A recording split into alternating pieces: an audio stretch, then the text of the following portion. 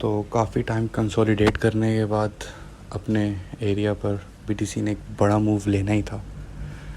या तो वो ऊपर की तरफ आना था या तो वो नीचे की तरफ आना था। तो बीटीसी ने नीचे की तरफ एक बड़ा मूव दिया है जिसको हम क्रैश ही कंसीडर करेंगे, और $1000 का अप्रॉक्सीमेटली डंप आया है बीटीसी में।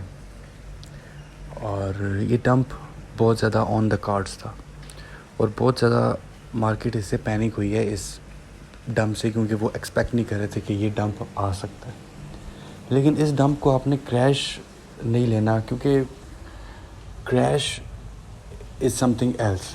ये हमें इस बात को समझना होगा कि हम बुल मार्केट के करीब करीब चल रहे हैं, हम बीटीसी हॉल्विंग के करीब करीब चल रहे हैं। बहुत टाइम हो गया बियर मार्केट को, अब हमने बुल मार्केट में आना ही आना है। तो मुझे ये समझ नहीं आती कि वो लोग जब बीटीसी 31 और 32 हज़ार पर था, उस टाइम पर आल्ट कॉइन्स के अंदर हैवी इन्वेस्टमेंट डालने के मूड में थे, और अब जब मार्केट गिरी है तो अब वो बाइंग नहीं कर रहे।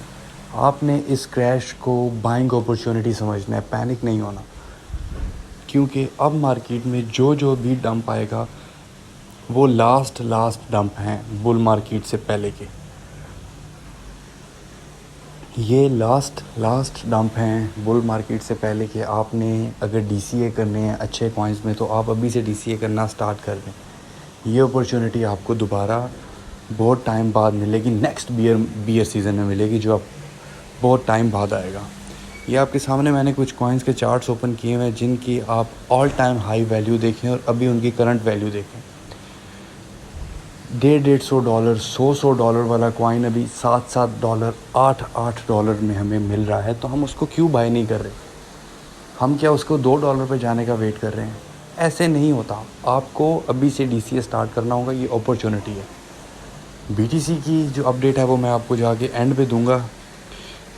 फ़िलहाल जो इम्पोर्टेंट कॉइन्स हैं मैं आपको उनका ऑल टाइम हाई बता रहा हूँ, ताकि आपको आइडिया हो कि बुल सीज़न में ये। और एक और बात, ये बुल सीज़न जो स्टार्ट होगा ये लास्ट बुल सीज़न से 2x और 3x होगा। ये मेरी बात आप अभी लिख लें या मेरी वीडियो कहीं ना कहीं सेव कर लें, क्योंकि जितनी बुरी तरह मार्केट पिटी है, पूरी दुनिया की फाइनेंशियल कंडीशन आप लोगों के सामने है, उसके बाद से जब बुल सीज़न स्टार्ट होगा तो ये सारे रिकॉर्ड्स तोड़ता हुआ आगे जाएगा। बीटीसी तो शूट करेगा ही करेगा, आल्ट कॉइन्स को पकड़ना बहुत ही मुश्किल होगा, बहुत ही मुश्किल। तो इसलिए ये अपॉर्चुनिटीज़ मिस ना करें। ये जो आपको डंपिंग का मौका मिल रहा है इसमें डीसीए करें, 10% की अभी बाय कर लें, फिर दोबारा डंप होती है मार्केट, फिर बाय कर लें, फिर डंप होती है, फिर बाय करें। ये बाइंग अपॉर्चुनिटीज़ है बड़े दिल के साथ। क्रिप्टो की दुनिया में जब आप आए हैं तो आप लॉस पहले दिमाग पर में रख कर लाएँ, ऐसा ही है। तो जब आप इस मार्केट से वाकिफ़ हैं तो आपको पता होना चाहिए कि ये मार्केट आपको कैसा रिवॉर्ड देगी। सिर्फ आपके पेशेंस की गेम है और कोई गेम नहीं है। ये आप देख रहे हैं बीटीसी में एक असेंडिंग ट्रायंगल फॉर्म हो रहा है डेली टाइम फ्रेम में, वीकली टाइम फ्रेम में, बड़े टाइम फ्रेम्स में। और इसने मैक्सिमम जो नीचे की तरफ तक आ सकता है ये 25.5-26 तक आ सकता है ये।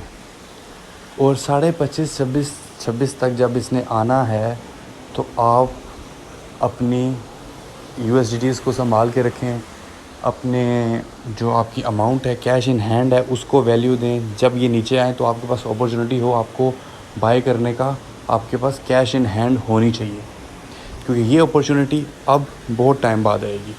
तो बीटीसी की अपडेट ये है कि बीटीसी ने 28,000 का एरिया बहुत इंपॉर्टेंट है, वहाँ से पुल बैक लेगी 30,500 30,600 तक, और उसके बाद 28,400 होल्ड करना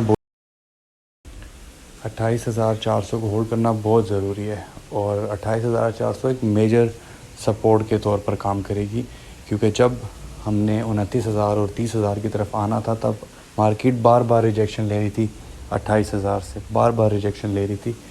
तो जितनी इम्पोर्टेंट इसकी रेजिस्टेंस थी अब उतनी ही इम्पोर्टेंट इसकी सपोर्ट बन चुकी है। और 28,400 तक अगर मार्केट चली जाती है तो वहाँ से हम स्ट्रॉन्ग पुल बैक्स देखेंगे दोबारा से 29,000 और 30,000 की तरफ। तो आज के दिन की बीटीसी की अपडेट ये है कि बीटीसी को सुबह का मॉर्निंग सेशन 6:30 बजे पाकिस्तानी टाइम के मुताबिक स्टार्ट होगा। उस टाइम तक बीटीसी को 29,200 पर रजिस्ट करना बहुत ज़रूरी है, 200 या 300 पर। अगर बीटीसी 29,000 के ऊपर भी रह गया, 29,100 के ऊपर भी रह गया, तो ये इजीली कल वाली अपनी वापस पोजीशन पर चला जाएगा। और अगर ये 29,000 से नीचे आ गया तो हम 28,400 का लेवल देख लेंगे।